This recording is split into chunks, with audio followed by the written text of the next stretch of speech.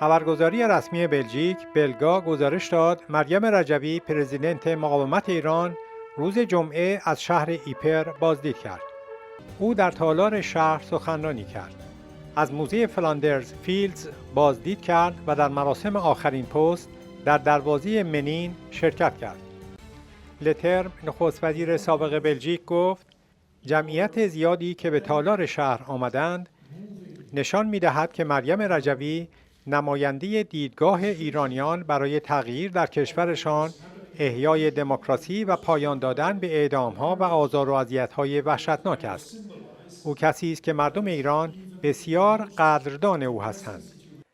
رجوی گفت ایپر شهری است که تاریخ آن هنوز با جهان سخن می‌گوید. جهان هرگز فداکاری‌های ایپر را فراموش نخواهد کرد. کاترین دسومر شهردار ایپر گفت من فکر می‌کنم خانم رجوی نماد چیزی است که ما سالها پیش برای آن جنگیدیم: آزادی. تلویزیون مدیاست ایتالیا گزارش داد در روز جهانی حقوق بشر پارلمان اروپا میزبان کنفرانسی در مورد ایران بود. بیش از 1950 نفر طی امسال توسط رژیم ایران اعدام شدند. رقمی که نسبت به سال 2024 100% افزایش نشان می‌دهد. این آمار ایران را به کشوری با بیشترین اعدام نسبت به جمعیت در جهان تبدیل کرده است. این ارقام هولناک را مریم رجوی، پرزیدنت شورای ملی مقاومت ایران ارائه کرد.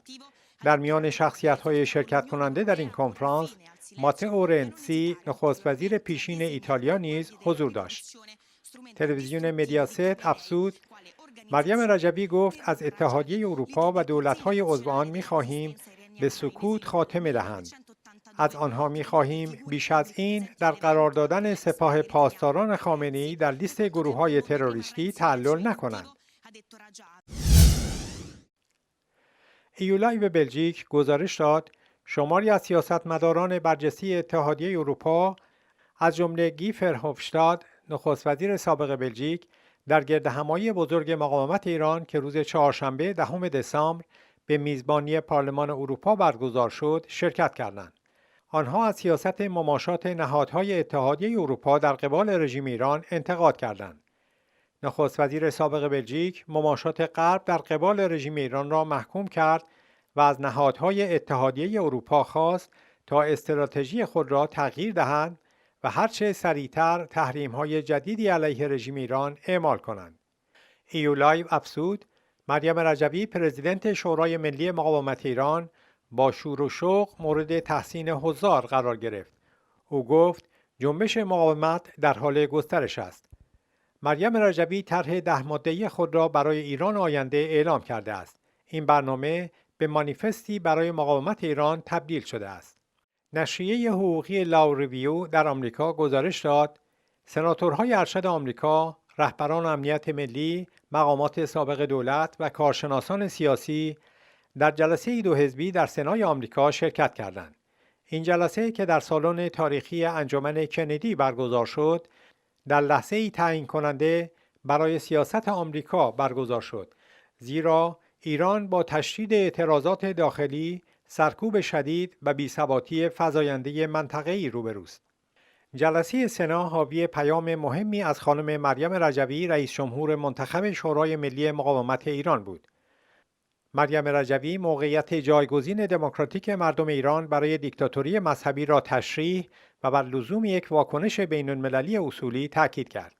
ژنرال جیمز جونز، مشاور سابق امنیت ملی و فرمانده عالی ناتو در اروپا تاکید کرد یک جمهوری دموکراتیک و مبتنی جدایی دین از دولت در طرح 10 ماده‌ای خانم رجوی تجسم یافته است.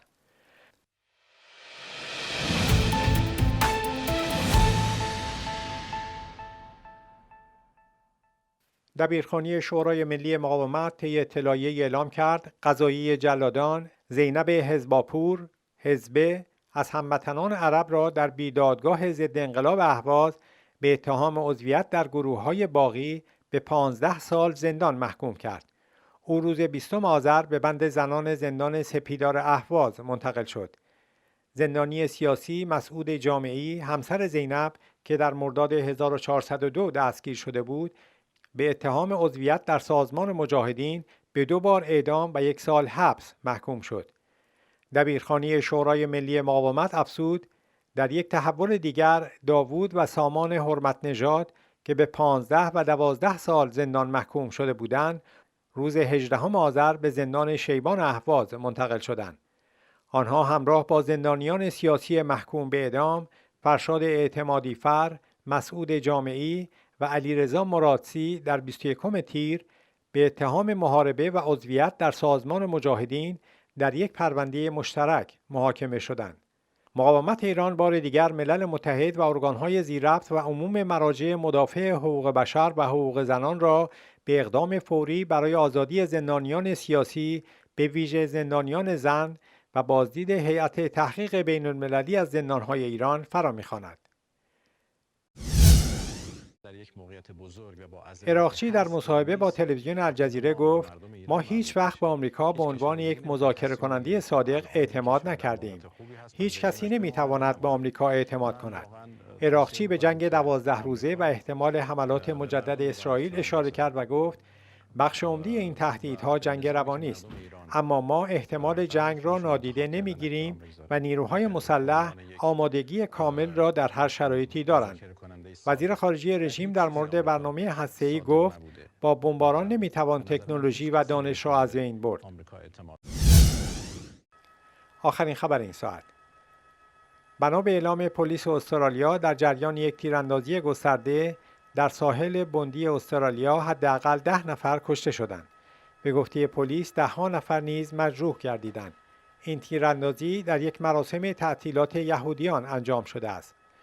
آلبانیز، نخست وزیر استرالیا، واقعه بوندی را تکان دهنده و ناراحت کننده توصیف کرد.